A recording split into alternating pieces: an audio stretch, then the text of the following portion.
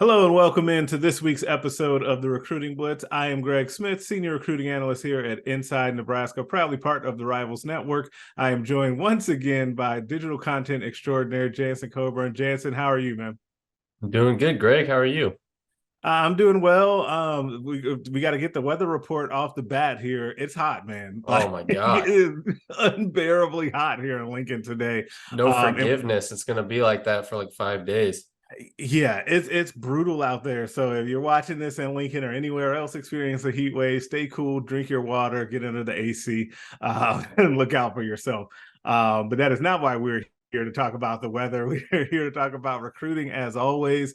It's an interesting time, right? It feels like we're about to ramp up when it comes to Husker recruiting once again after a very busy early part of the summer. We'll get back into once the dead period lifts. We'll have visits, both unofficial and official, coming up, and the season is just a little while away. But high school football started off as well here recently, and to see if that's where we want to start off, Jansen. Yeah, you just said it. It's gonna be probably a couple of weeks before the Nebraska team recruiting ramps up again, just because for the first 2 weekends they'll be on the road, and then once recruits get back into town, then we'll probably have some more stuff to talk about on that front. But yeah, let's recap the Bellevue West-Creighton Prep game that we went to on Friday night. Thankfully, there were no Vegas betting odds on that one, because if there were an over under, I hope you bet the under, and a point spread, I would have guessed that Creighton Prep would have covered it. But I want to hear your takes on that game first, Greg. What did you see? What did you think? Yeah, it was interesting, man. I think the very first thing is what you mentioned. Like you go to Bellevue West games, and this isn't just a this year thing, even though it's unique because this year obviously they have three Nebraska commitments: quarterback Danny Kalen and wide receivers Davon Hall and Isaiah McMorris. But when they've always had talent like that, right? Other guys, especially a wide receiver that have gone on to play, Power Five college football, and so you go to those games expecting some high flying, high scoring. I've seen a lot of points in that stadium before. We thought we were going to see the exact same thing on Friday night, and we didn't. That was not what we saw. A 27-14 win for Bell West. That was really, it was closer than that score would indicate. And part of the reason why I think the game was like that is that, as I wrote kind of on Inside Nebraska, is that the run game is what really led the way for Bellevue West. And I want to say up front, because we have already had people on our insiders board kind of commenting about this as, oh no, are we panicking about the performances of Kalen Hall and McMorris?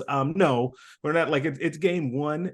I said this to you several times on the sidelines during the game. They just looked out of sync. They looked out Yeah. of rhythm, like a team that hadn't practiced a lot together, to be honest. And then lo and behold, in the post game, Coach Mike Huffman tells us that they had not had a ton of time. Isaiah McMorris had been slowed by a hamstring injury.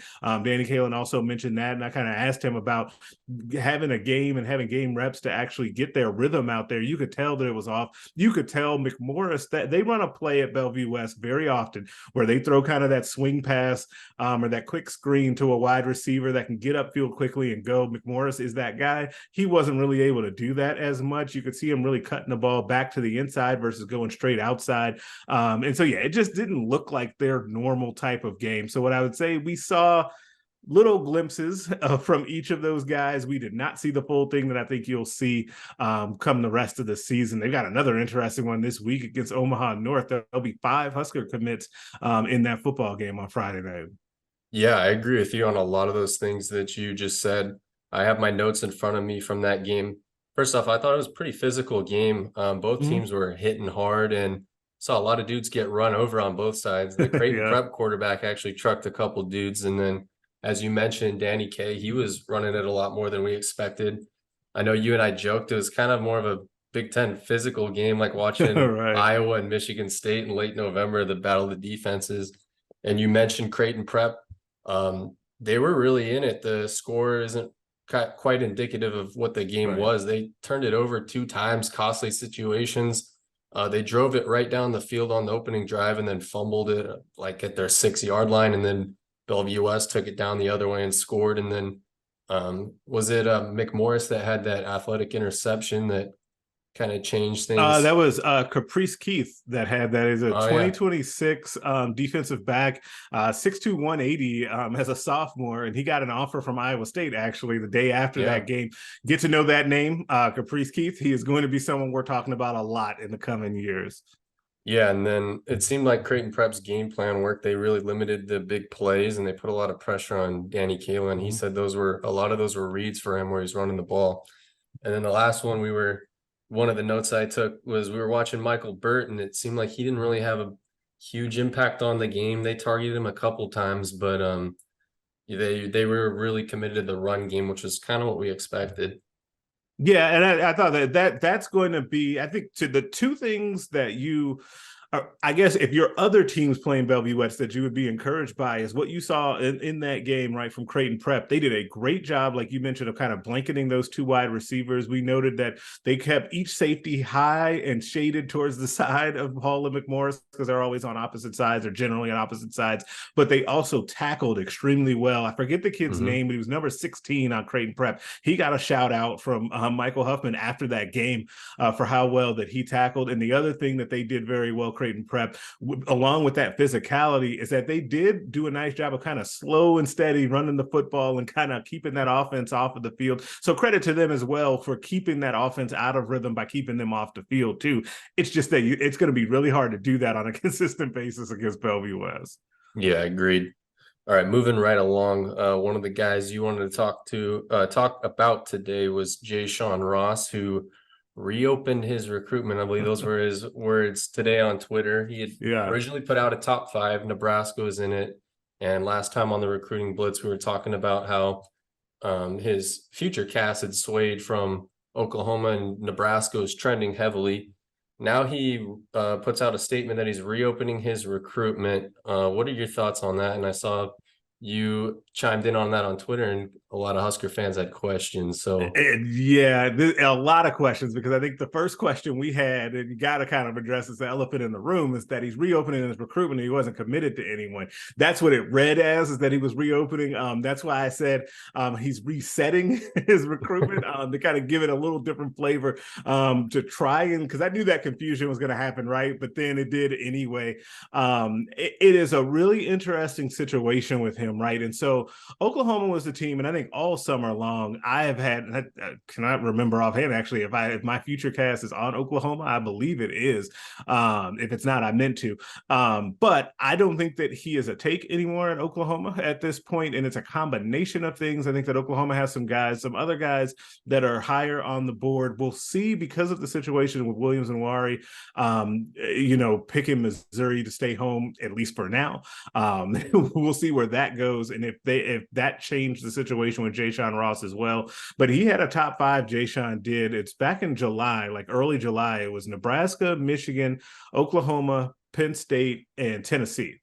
And so with him kind of saying that he's kind of reopening, or he's open to all schools, all of that stuff, what that tells me right now is that he's not getting either the attention from the schools that he wants to get attention from right now, or that he truly, like, some of those schools have maybe moved on and he just needs to kind of reset everything to see what other suitors are really going to get in. Because I do think that the conventional wisdom was that he was going to go to Oklahoma. It was a foregone conclusion, right? And so when that happens, it's not just that fans kind of could potentially write him off.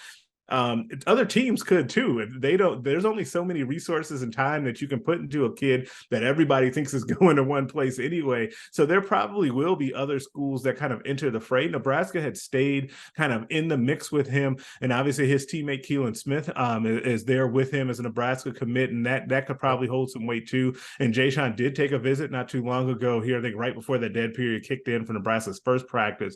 And so he's well aware of Nebraska. I just think he wants more options, and we'll kind of see where that goes. this just popped into my head, Greg. Do you think that him reopening his recruitment and wording it that way could be that he could have been a silent commit somewhere? Or do you think, and he didn't allude to that in him reopening the recruitment, or is this just, as you said, him wanting more options and attention from some of the schools that maybe had cooled on him? Man, that's a great call. I wonder if he was not silently committed to Oklahoma, as that he like verbally told them, if in his mind he was just like, oh, I'm going to Oklahoma, like he's telling people like close to him, or like he even maybe told the coaching staff but didn't fully, like, you know what I mean? Like I think that you're onto something there, because I think that it was, I mean, man, it was just such conventional wisdom that he was going to Oklahoma. And I had really good authority that it was just a matter of time. And then something changed there. And then now he's kind of back out in the fray. So I think that's why he didn't phrase it that way. It just looks super weird. And I totally understand why fans have so many questions about it. Gotta love recruiting, right? Oh, yes. It's something all the time, All the man. time. All right, the next topic, this is one that you suggested. I think this is a really good topic that you wanted to bring up. It's the behind the scenes content that we've been getting from the Nebraska creative team. They've been, if you guys haven't watched, they've put out 2 about half-hour, maybe longer episodes. I'm guessing that's what you were referring to, Greg, Yep. where they really give you kind of that TV, almost behind the scenes, 30 for 30 type of documentary into Nebraska and fall camp and everything that's going on behind the scenes. So how does this help Nebraska with recruiting in your eyes, Greg?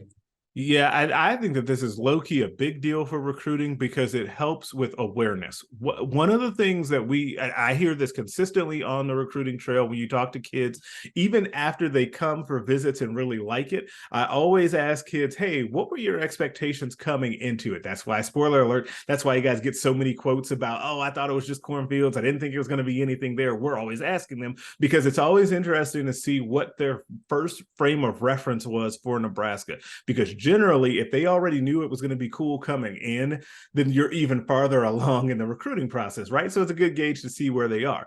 The reason why I say that this is good for awareness is it gives kids a look a little bit, because they went outside the facility. It gives them a little bit of a look at the surrounding stuff and what's happening, but it gives them a great look at kind of the meetings. It gives them a really good insight as what it would be like to play for Matt Rule. Like, I feel like you come away with a pretty decent understanding of what it would be like. And when he says, and he said this from the very beginning, is that our program is not going to be for everyone. We want people to come here and see it, to see how we practice and how we kind of coach.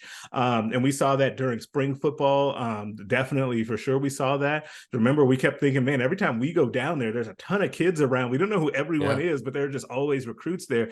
This is another window into that. So I really think it's a big deal that they do this. And plus, it feels like the program is more accessible, right? Like, we had all kind of noted that, is that it has, like, saying it's a blanket statement to say it has more of a family feel. And that's true. But I just think it's also just more accessible. It feels like they're not hiding as much stuff, while still kind of keeping some things close to the vest that you would totally understand. Like, Tony White doesn't want to go up there like this week in his press conference and tell you what it is that's exciting him about the defense. Obviously, they're going to keep that stuff, but the stuff behind the scenes, like they're showing in kind of this Huskers Hard Knocks, I think has been really good stuff.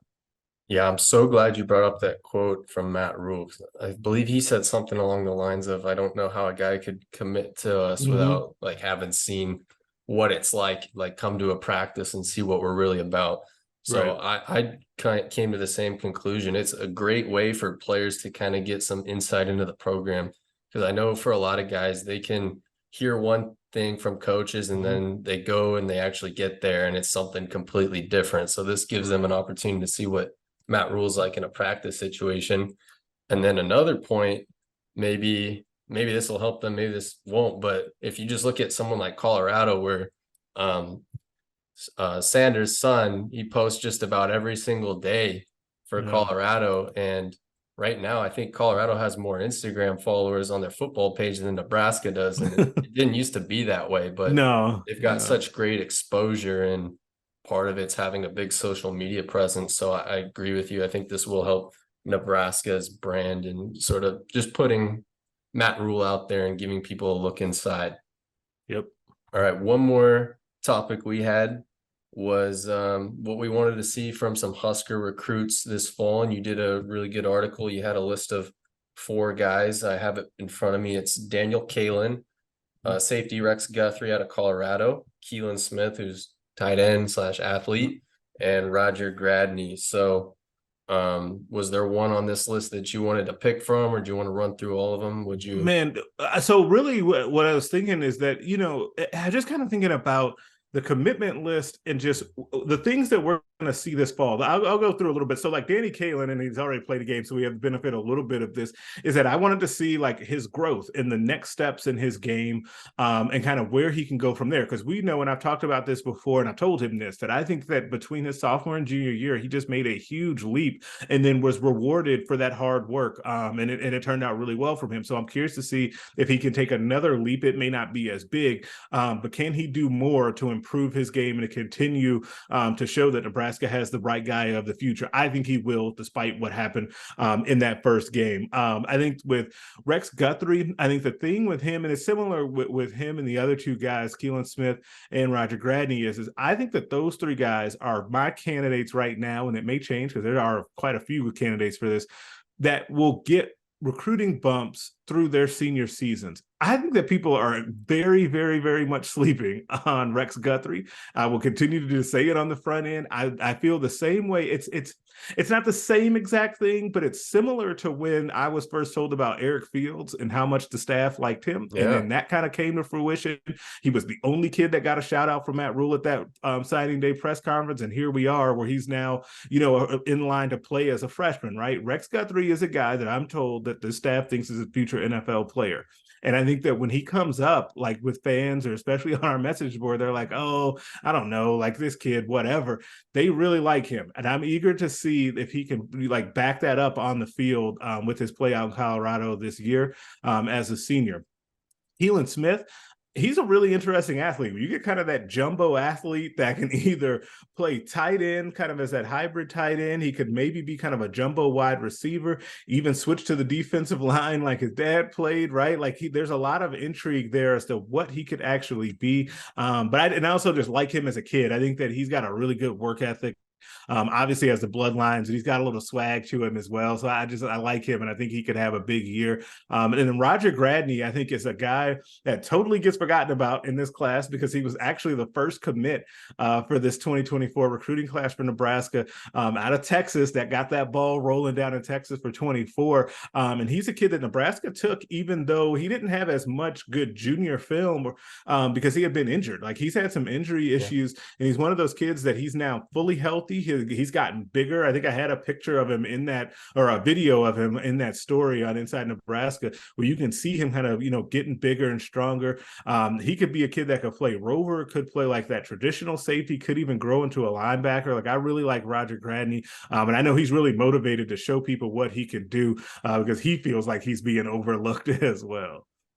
Yeah. And then the one thing I guess I wanted to see from one of those four, I only really focused on Danny K. I know he's in the discussion to get a rating bump to a 4-star. I would like to see him show that he is the guy that won the accuracy challenge at the Elite 11 and that he is one of the better players in the state of Nebraska. And then one of the other interesting things you're talking about Rex Guthrie, I believe you compared him to JoJo Domann. So pretty intriguing guy. They're both Colorado guys. Yep. And yeah, him being kind of under recruited. It'll be interesting just to see how he blossoms this season. I got one little bonus question for you, Greg, little surprise one. So obviously we got to see week 0, but I wanted to get this put out before we get too into the weeds on the season. Do you have a prediction on who wins the Class A state title this year? Oh man, that's tough. It's hard to go against Westside winning it again, because so many of those guys came back, and the issue because it's really a West Side discussion, right? And the problem in that matchup for Bellevue West is that the team that just matches up with them perfectly happens to be Omaha West Side. Like they just have so many athletes on defense with the Rezaks and, Christian Jones, who can obviously run very well and is great as a linebacker. Caleb Benning as well. Like they just have so many guys that can match athlete for athlete with them. And then those guys all basically also play offense as well. And so that's a really tough one. I think I'm going to go with West Side. And for some reason, once again, though, and I think I do know know why. I think it's because Bellevue West has the 3 Husker commits on offense, and there's a huge storyline, and we'll continue following them throughout the season because they've taken up so much oxygen in the discussion. We don't talk a ton about Omaha West Side or as much as we do about Bell West. So what does that do for a team that's been winning at a high rate? That gives them that chip on the shoulder. They're not talking about us. They get disrespect, and they'll carry that through the whole season. I wouldn't be surprised if we don't hear about that through the season. You got a sleeper team between maybe Elkhorn South, Millard Oh North, anybody? man, that's tough because I feel like I'm always like there is always one that pops up that we don't think about. Elkhorn South is probably a safe pick to go with, but I think it's a 2-team race that we'll see in the end, which will be a lot of fun. It'd be great to continue that rivalry as then several of them become Huskers, and so that'd be great to see. Yeah, I have West Side as well, just because of all the reasons you laid out, the athleticism on defense. I know obviously Bellevue West might have the most offensive talent, but you got guys that can play both sides of the ball at West Side, and they're just so big and fast on defense. I think it's gonna be hard. Though I do think that, like, real quick, we talked about this a little bit, but I was impressed with Bellevue West hitting. Right, they were more physical on Friday. If they continue that, who was 57 on defense? We were gonna shout him out. Oh man, Hater. I didn't. Oh, Hater, man. I forget his name. I'm sorry, 57. We were going to shout you out. He had a great game. I look forward to seeing him again because we'll definitely see them in a few weeks in that West Side game for sure. But yeah, that'll be a lot of fun. All right, Greg. Well, that's all we got for today. Any other thoughts you got before we get out of here? No, that'll do it for us as we start to get to this final couple weeks before the season starts. We got a lot of great information up on Inside Nebraska, so make sure you go check us out. Subscribe over there. Like this video up as well. Tell a friend. Make sure you also subscribe to this YouTube channel so you can get the videos directly into your feed, and we will catch you guys next time.